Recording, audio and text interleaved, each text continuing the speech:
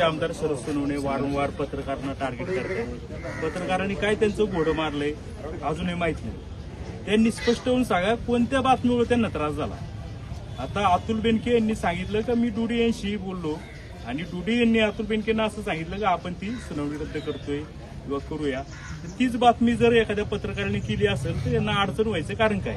आणि यांच्यात एवढीच हिंमत असेल तर यांनी ती सुनावणी रद्द करून दाखवायला पाहिजे होती.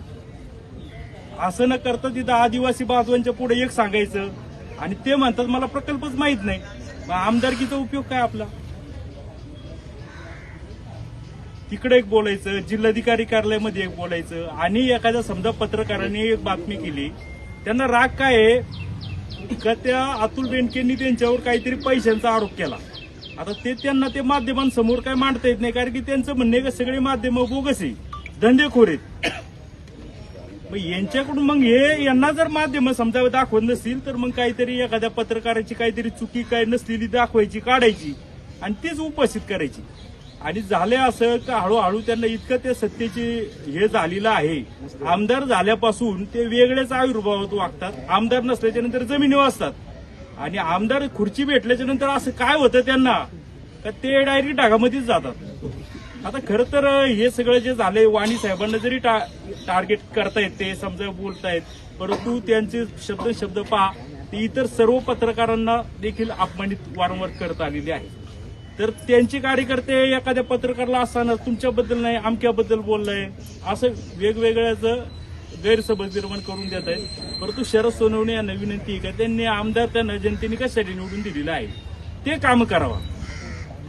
ती कामं करायची सोडून जर एखाद्या पत्रकारांना समजा बातमी करत असेल, समजा एखादा पत्रकार चुकला तर समाज बघतोय, समाज त्याला नाव ठेवली, समाज बघल. तुम्ही जर म्हणता का मी 15 ऑगस्टच्या नंतर तुमचं बोर्ड बघतो, माझ्या आमके गुन्हे आहेत, आमकी कलम आहे, ते करून दाखवा. 2 दिवसांमध्ये ते चॅनल बंद करणार होते. तो विषय तर लांबचा राहिलाय.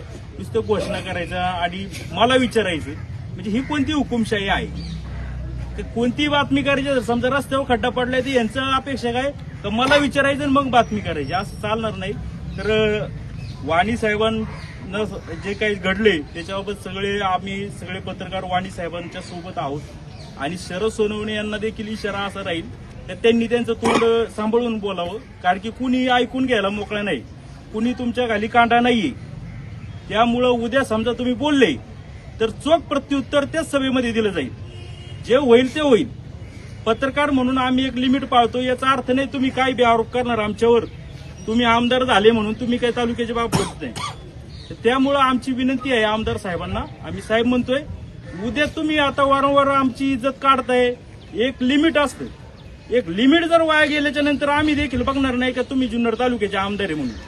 तर सर्व पत्रकारांचा म्हणजे मी तर बोललोय आणि सर्व पत्रकार जमले त्याबद्दल सर्वांचं धन्यवाद. सबस्क्राईब करा. ताज्या बातम्यांसाठी बेल आयकॉनवर क्लिक करा.